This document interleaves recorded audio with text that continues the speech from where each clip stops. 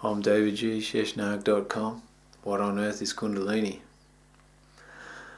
This video is about enlightenment, be it sensual or not. So, at the moment I've seen a lot of Tantra creep into the culture. A lot of people spooking Kundalini. I understand that at the moment humans are collectively going into the experience of love for the other human, for the planet. You can see there's a lot of grief on the planet to do with disrespecting it. The planet's had enough, it's fighting back. You can see in the political realms throughout the world, we've been dominated, the everyday person's been dominated by the masquerade of the parties. Now people are making a comeback. I personally fight for the human framework. I don't fight for the people because the people are misprogrammed. Anyway, to do with love and embodying love and the path of sensuality to experience God. I fully respect at this point in time there are two paths to enlightenment. But it is not enlightenment that we seek collectively.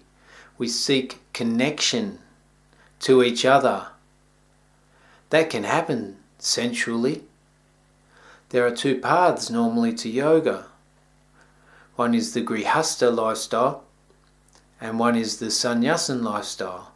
The Sannyasin lifestyle is the monastic orders, to do with renunciation of the everyday life and focus on the spiritual dimension and spiritual growth, spiritual evolution. The Grihasta is the householder that has the day-to-day obligations of the everyday life. It also has the ability to embody spirituality in everyday things, everyday experiences, to see every interaction as a spiritual one. The culture itself seems to be motivated through the body and mind, or predominantly the mind, to bring the body and mind pleasure. How does the pleasure happen? Sensorially. Why is there a big focus on Tantra being sexual? Because underlying it all, the people miss the point that it's actually the play of consciousness and matter, so you can appreciate the underlying substratum of all existence. The sensuality is okay, as long as there's acknowledgement to the divine being that coordinates all of life.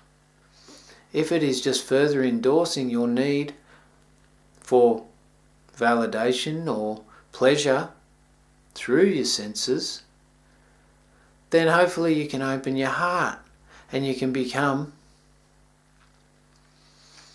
realized to the extent that life is not physical. There are emotions and energies involved in the everyday expression of life. That's where most of our connection comes from as humans, from the heart. Heart. As opposed to the chosen path or the previously historically focused traditional path that was aligned with the ashram and to do with austerities, sublimation of the sexual essence, focusing on the higher end practices that bring you to the union with God. At the moment we just want to unify with Mother Nature, other people. That'll do, as long as it's in a heartfelt way with compassion, rather than passionate. There's a difference. You can be passionate about compassion or unification, but passionate about pleasure gives me a little bit of invalidation.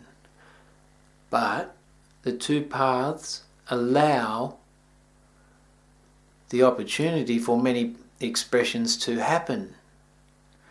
The expression is up to you. The need for sensuality, an essential component of being human. The human connection, so underrated at the moment. We don't live in a communal-based society. Everyone's got a box around them. Everyone's got their own grief happening. We need to drop some guards to be able to express some love. That's the next video, how I've come to appreciate love. That's a wrap for this one. Om Namah Shivaya, Hara Hara Mahadev. What on earth is Kundalini?